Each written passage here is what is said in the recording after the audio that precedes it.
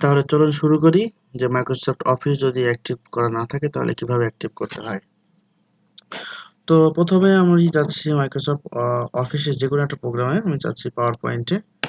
তো পাওয়ার পয়েন্টে ক্লিক করার পর যদি আমার প্রোগ্রামটি অ্যাক্টিভ না থাকে তাহলে আমাদের এই মেসেজটি আসবে, যেমন দেখেন চেঞ্জ প্রোডাক্ট কি, আবার এখানে মাইক্রোসফট অ্যাক্টিভ উইজার্ড একটা প্রোগ্রাম আসতেছে বা একটা মেসেজ আসতেছে। এই মেসেজটা তার কারণ হচ্ছে কি যে this copy is Microsoft office is not activate, কারণ আমার এই অফিস প্রোগ্রামটি অ্যাক্টিভ করা না।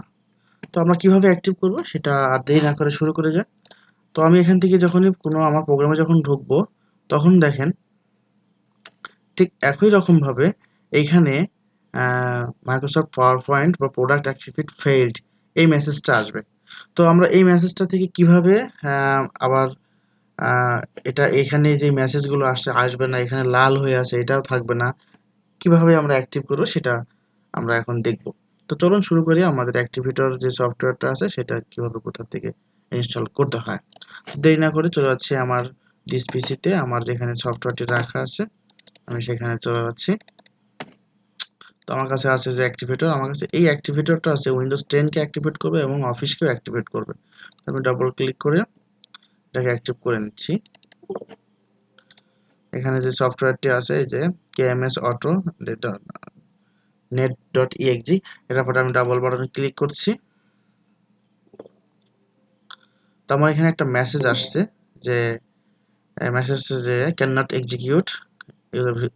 আমাকে যে সফটওয়্যারটা আছে exe ফাইল, আমার যে উইন্ডোজের যে ডিফেন্ডারটা আছে সেটা আমাকে এক্সিকিউট করতে দিচ্ছে না। তো আমরা নতুন কোনো সফটওয়্যার যখন ইনস্টল করবেন তখন আপনাদের এই কোনো অ্যাপ exe ফাইল এক্সিকিউট করতে দেবে না। তখন আমরা যেটা করব সেটা হচ্ছে যে আমাদের এখানে যে ডিফেন্ডারটা দেওয়া আছে সেই ডিফেন্ডারটা আমরা এখন কি করব, সেই ডিফেন্ডারটা আমরা অফ করে রাখবো, যে আমাদের exe ফাইলগুলো যাতে না ধরে। তো আমরা এখান থেকে আমরা যেটা করতেছি যে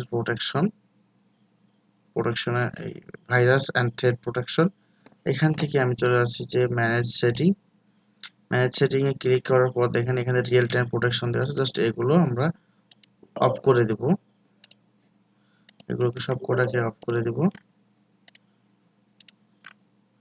ওকে, অফ হয়ে আছে। এখন যদি আমি এটাকে ডাবল ক্লিক করে ওপেন করি দেখেন এটা আবার ইনস্টল হচ্ছে। তো এখন এই প্রোগ্রামটা রান হচ্ছে, একটু সময় নেবে রান হইতে, এর মধ্যে রান হয়ে যাবে আশা করা যায়। কেমএস auto compressed after you closing the application using the modification will be the raw file. Okay,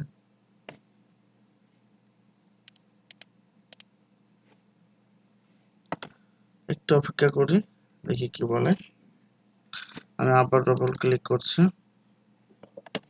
sorry আমার প্রোগ্রামটি চলে এসেছে, আমি অপেক্ষা করতে করতেই চলে আসছে এই যে হ্যাঁ কেমএস অটো। তো এখান থেকে আমি অ্যাক্টিভ করব হচ্ছে অফিস, সেখানে দেখেন অ্যাক্টিভেশন বাটনটা দেওয়া আছে, আমি এখান থেকে অ্যাক্টিভেশন বাটনে ক্লিক করলাম। অ্যাক্টিভেশন বাটনে ক্লিক করার পর দেখেন দুইটা অপশন আসছে, একটা হচ্ছে অ্যাক্টিভেট অফিস উইন্ডোজ আর একটা হচ্ছে অ্যাক্টিভেট অফিস। তো আমি এখন অ্যাক্টিভ করব অফিসকে, দেন আমি অ্যাক্টিভেট অফিসে বাটনে প্রেস করলাম। দেখেন আমার এখানে রানিং দেখাচ্ছে, একটু অপেক্ষা করা লাগবে অ্যাক্টিভ হওয়ার জন্য, কাজ করছে, একটু অপেক্ষা করতে হবে। ইনস্টলেশন ড্রাইভার অলরেডি এখানে কাজ চলছে, এখানে ইনস্টলিং কাজ চলছে। ফাইনালি আমার এটা অ্যাক্টিভেশন হয়ে যাবে এবং হয়ে গেছে প্রায়। আর একটা মেসেজ আসবে এখন অ্যাক্টিভ হয়ে গেলে, দেখেন ক্লিনিং এবং অ্যাক্টিভেট প্রোডাক্ট সাকসেসফুলি অ্যাক্টিভেটেড এই মেসেজটি চলে আসছে। তার মানে আমার এখন এটা অ্যাক্টিভ হয়ে গেছে। চলো আমরা দেখে আসি, এটা আমরা জাস্ট ক্লোজ করে দেব, এটাকে ক্লোজ করে দেব। তারপর আমরা এখন মাইক্রোসফট যে পাওয়ার পয়েন্ট যে অপশন বাটন এটা ছিল আমরা এটাকে কেটে দিয়ে নতুন করে আবার মাইক্রোসফট পাওয়ার পয়েন্টকে যদি ওপেন করি আশা করা যায় মেসেজটি আর আসবে না হয়তো। দেখেন এর আগে যে ডায়লগ বক্সটা আসতো সেই ডায়লগ বক্সটা অলরেডি এখান থেকে চলে গেছে। আমরা এখন প্রোগ্রামে ঢুকে দেখি যে আমার এখানে উপরে দেখেন একটা লাল হয়ে একটা মেসেজ ছিল যে product not activated, Microsoft product not activated. এখন দেখেন সেই জিনিসটা আর লেখা নেই। তো ভিউয়ার্স, আজকে এই পর্যন্তই। কিভাবে পাওয়ার পয়েন্ট অ্যাক্টিভেট বা Microsoft Word, Excel, PowerPoint এটা অ্যাক্টিভ না থাকলে কিভাবে অ্যাক্টিভেট করব, এবং ওই যে ওপেন হওয়ার সময় যে মেসেজটা আছে সেটাকে বাদ দেওয়ার জন্য আমাদের এই অ্যাক্টিভেশনের কাজটা করলেই হবে।